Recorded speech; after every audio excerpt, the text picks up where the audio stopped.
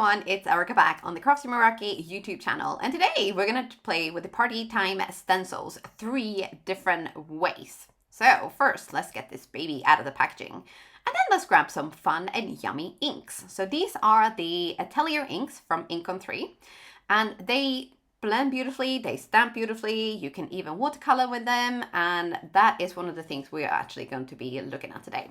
So first off, we are going to just ink blend straight through the stencils, and then we're going to go back and forth with our ink blending brushes.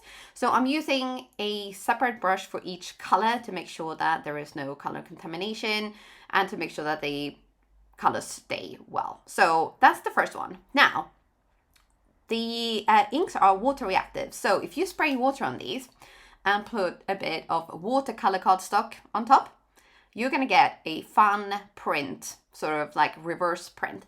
But what you should do is leave this for a little bit, just to kind of let it not dry completely, but just let it settle, so that you're gonna wanna get the imprints from the ink, and then there you go. So the negative pattern is going to stay white, and then we're going to get ink on the other side. So we're going to move on, and then we're going to just ink blend straight away onto a panel.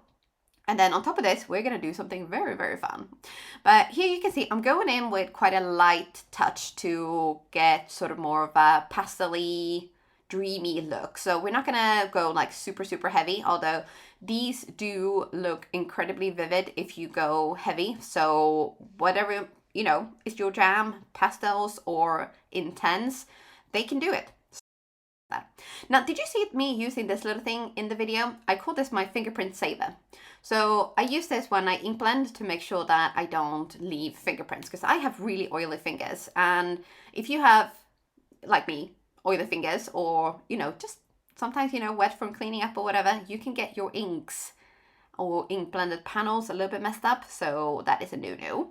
So those little things will save your panels. But so we have 3 here, and we are going to make them into cards. So first off, we are going to take the cleaned off stencil, and we are going to secure it to our ink blended panel.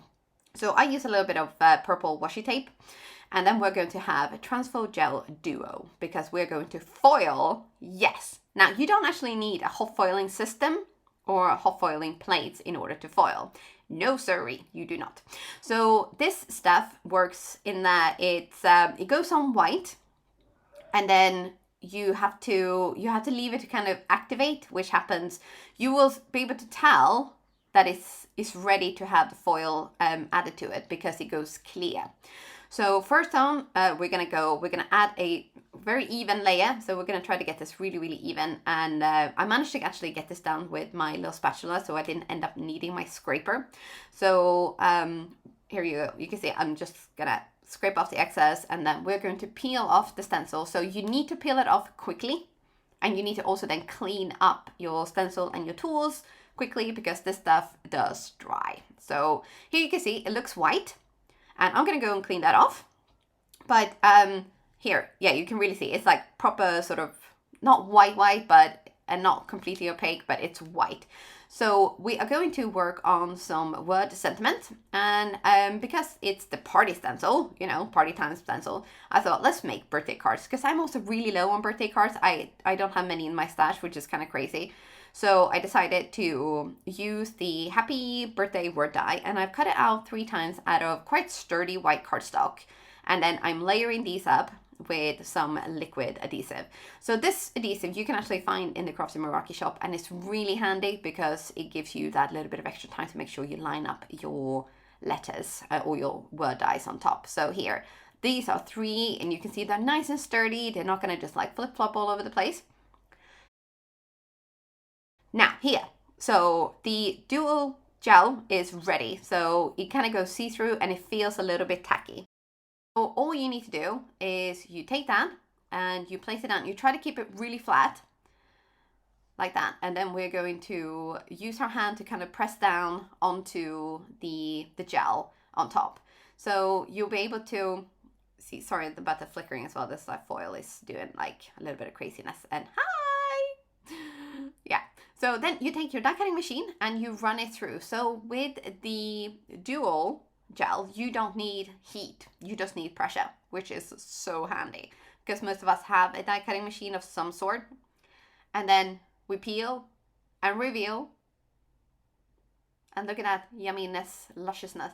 Now the fun thing about these stencils and the foil as well is that there are so many different kinds of foil. So I went with gold for this one, but there is a rainbow one, which is super yummy. And yeah, so many options. But we're gonna crack on with the birthday card making. So here, we're just gonna glue down the happy birthday onto the panel, the background panel.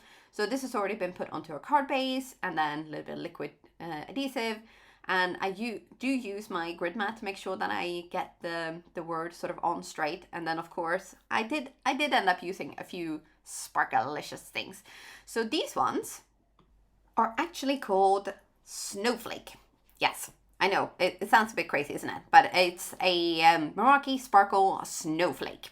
But they just worked really, really well, I thought, with the sort of the general confetti and, you know, funness of birthday cards. So I, added a few because I am still a chronic over blinger. You know, you'd think that the foil would be enough bling on this card, but no.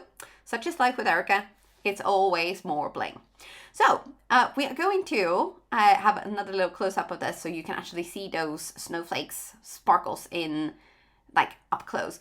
It's not, I don't think that they look super duper like snowflakes, so you can use them as stars, which is basically what I've done here.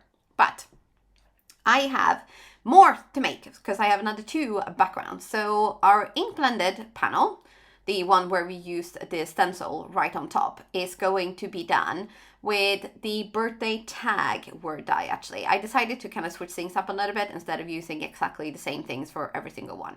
But I've cut the actual birthday directly out of the panel, and then I was faffing back and forth like, ooh, do I back this with a black background, or do I like just keep the pieces and like add in those little ones so there's like a black birthday? And ooh, what to do. So, you know, there's so many options. There's so many ways you can do this.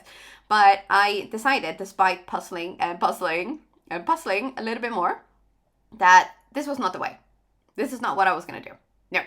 So I decided to cut out another 2 pieces, and then we're going to layer these 3 up with, again, using the liquid adhesive. It's so brilliant to use the liquid adhesive because it does give you that extra, like just extra few seconds to make sure that you can just kind of line it up right.